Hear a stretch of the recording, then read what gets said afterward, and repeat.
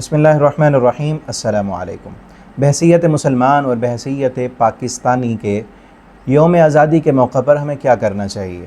سب سے پہلی چیز جو ہمیں کام کرنا ہے اس موقع پر کہ ہم اللہ کا شکر ادا کریں۔ اللہ رب العالمین نے ہمیں یہ ملک عطا کیا ہے جہاں پر ہمیں آزادی ہے کہ ہم اللہ کی عبادت کر سکتے ہیں، ہم نماز پڑھ سکتے ہیں، ہم قرآن پاک کی تلاوت کر سکتے ہیں، ہم اپنی مرضی سے اللہ کے جن جن احکامات پر چاہیں ہم عمل کر سکتے ہیں۔ اس پر ہم اللہ کا شکر ادا کریں کہ اللہ رب العالمین نے ہمیں آزادی دی ہے، ہم غلام نہیں ہیں، ہمیں کوئی جو ہے نماز پڑھنے سے نہیں روک سکتا، ہمیں کوئی زکوٰۃ دینے سے روکنے والا نہیں ہے، کوئی عمرہ کرنے سے، کوئی جو ہے سچ بولنے سے، انصاف کرنے سے ہمیں کوئی رکاوٹ نہیں ہے۔ ہم اپنی مرضی سے آزادی سے اسلام پر عمل کر سکتے ہیں، اسلام کے احکامات پر چل سکتے ہیں۔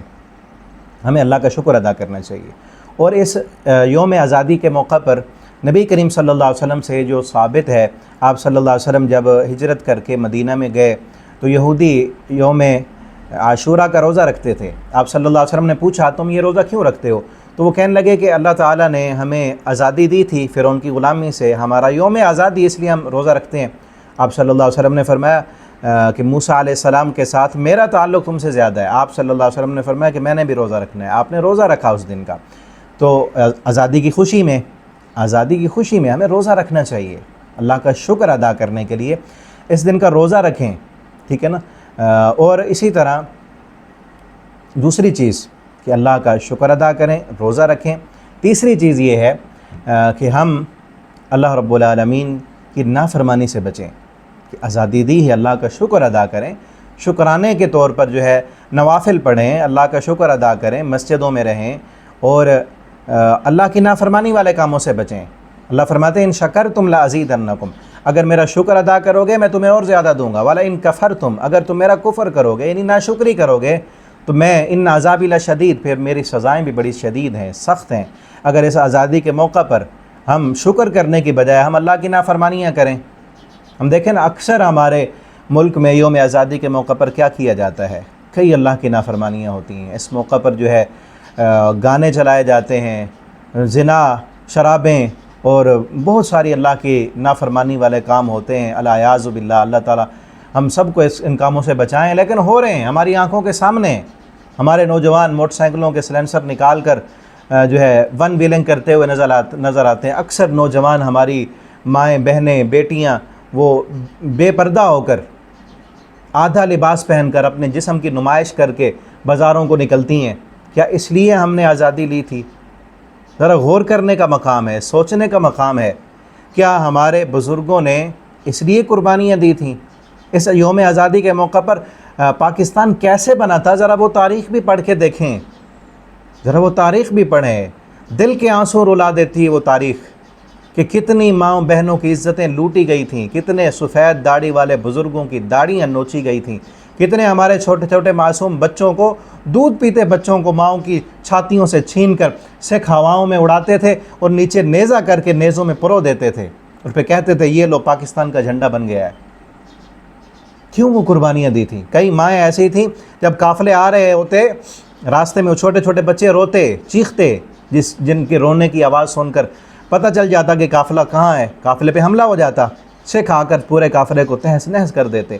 تو ان ماؤں سے کہا جاتا کہ آپ نے اگر جانا ہے ساتھ تو ان بچوں کو چھوڑ دو ورنہ پورا قافلہ پکڑا جائے گا۔ وہ مائیں خود جو ہے اپنے بچوں کو اٹھاتی، دودھ پیتے بچوں کو، ذرا تصور کریں، دودھ پیتے بچوں کو ماں اٹھاتی، دور لے جا کر، جھاڑیوں کے پاس لے جا کر اس کو کھیلنے میں مشغول کر دیتی، کوئی کھلونا اس کے ساتھ رکھتی یا ریت میں مٹی سے وہ کھیلنا شروع کرتا، ماں چپکے سے بچے کو وہیں چھوڑ کر آ جاتی قافلے کے ساتھ۔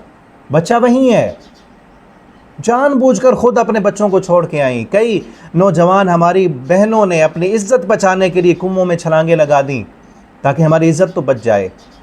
کئی باپوں نے اپنی بیٹیوں کو خود جو ہے مار دیا کہ ان کی عزت سکھ لوٹ نہ لیں۔ اور کس لیے وہ باپ دل پہ پتھر رکھ کے یہ کہتے تھے کہ آج ہم اپنی بیٹیوں کی قربانیاں دے رہے ہیں تاکہ کل کو ہماری نسل کی جو ہے بیٹیاں، ان کی عزتیں تو محفوظ ہو جائیں گی۔ آج وہی عزتیں جن کی عزتوں کی حفاظت کے لیے ملک لیا تھا، وہی عزتیں نیلام ہو رہی ہیں آزادی کے نام پر۔ وہی عزتیں بے پردہ ہو کر بازاروں میں گھوم رہی ہیں۔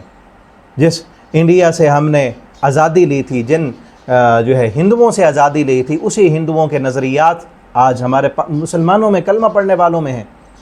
وہی کام جو ہندو جا کے جو ہے مندر پہ کرتے تھے، وہی کام آج جو ہے درگاہوں اور خانقاہوں کے نام پر جو ہے وہاں پہ جا کے کلمہ پڑھنے والا کر رہا ہے۔ جس طرح اقبال نے کہا تھا نا، غلامی میں بدل جاتا ہے قوموں کا ضمیر، غلامی میں رہ کر ضمیر بدل گیا، وہی کام ہم آ کر یہاں کر رہے ہیں۔ سوچنے کا مقام ہے، اس موقع پر سوچیں۔ ایک تو تاریخ پاکستان کو پڑھیں کہ پاکستان کیسے بنا تھا، اور پھر دیکھیں کیا ہم اس مقصد میں کامیاب ہو گئے ہیں۔ ساری قربانیاں ان ہمارے بزرگوں نے اس لیے دی تھیں کہ ایک خطہ ایسا مل جائے گا۔ بانی پاکستان نے بھی کہا تھا، کئی خطبوں میں کہا تھا کہ ہم ایسی ریاست چاہتے ہیں جہاں پر ہم اسلام کے بنیادی اصولوں کے مطابق زندگی گزاریں گے، اور ایسا خطہ، ایسا معاشرہ تشکیل دیں گے کہ جو دنیا کو ہم دکھا سکیں گے کہ اصل اسلام یہ ہے۔ جو دور خلافت راشدہ کا جو اسلام تھا، وہ اسلام جو ہے ہم دنیا کو دکھائیں گے۔ لیکن اس میں بالکل ہم جو ہے، انہوں نے تو قربانیاں دے دیں، وہ شہید ہو گئے، وہ چلے گئے، انہوں نے دے دیا پاکستان ہمیں، لیکن آج نہ حکمران اس طرف جو ہے ان کو خیال ہے، نہ عوام کو خیال ہے کہ جس نام پر ہم نے جو ملک لیا تھا، اس نام کے لیے ہم کیا کر رہے ہیں۔ دیکھیں نا، ایک جملہ تو سب کو یاد ہے نا، پاکستان کا مطلب کیا، لا الہ الا اللہ، وہ سب کو یاد ہے، لیکن اگلا جملہ کہ لا الہ الا اللہ کا مطلب کیا ہے، اس سے نابلد ہیں، ناواقف ہیں کہ لا الہ کا معنی کیا ہے۔ الہ کسے کہتے ہیں؟ وہ ذات، الہ اسے کہتے ہیں وہ ذات جس پر کوئی مشکل نہ آئے، جو کبھی پریشان نہ ہو، جو مجبور نہ ہو۔ الہ اسے کہتے ہیں جو پاورفل ذات ہو، جس کی طاقت جو ہے لامحدود ہو۔ اسی کے سامنے جھکنا ہے، اسی سے مدد مانگنی ہے، اور جب خوشی ملے تو اسی کا شکریہ ادا کرنا ہے۔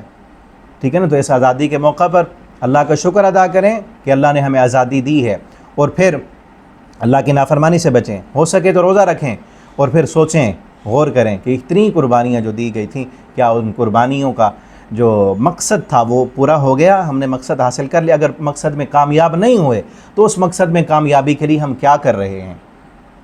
جو کچھ ہم سے ہو سکتا ہے ہم وہ کیا کر رہے ہیں؟ حکومت کی ذمہ داری ہے، جن کے ہاتھوں میں اللہ نے اقتدار دیا، اللہ نے قیامت کے دن پوچھنا ہے، اللہ تعالیٰ نے بھی پوچھنا ہے، اور جن بزرگوں نے شہادتیں دی تھیں، جو قربانیاں دی تھیں، انہوں نے بھی ان کا گریبان پکڑ کے پوچھنا ہے کہ ہم نے قربانیاں سیکولر ریاست کے لیے تو نہیں دی تھیں، ہم نے اس لیے تو قربانیاں نہیں دی تھیں کہ تمہارے خاندان کی سیاستیں جو ہے وہ مضبوط ہو جائیں، کہ ایک چند خاندان جو ہے وہ پاکستان پہ حکومت کرتے رہیں، اس لیے تو ہم نے قربانیاں نہیں دی تھیں۔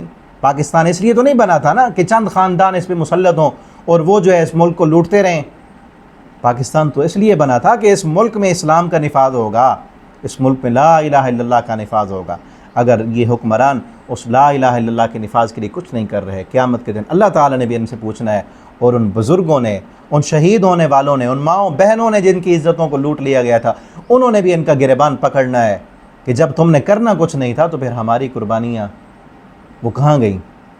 ٹھیک ہے نا؟ تو آج اور پھر ہم بھی دیکھیں کہ ہم اس کلمہ توحید کے لیے، اس لا الہ الا اللہ کے لیے کیا کر رہے ہیں۔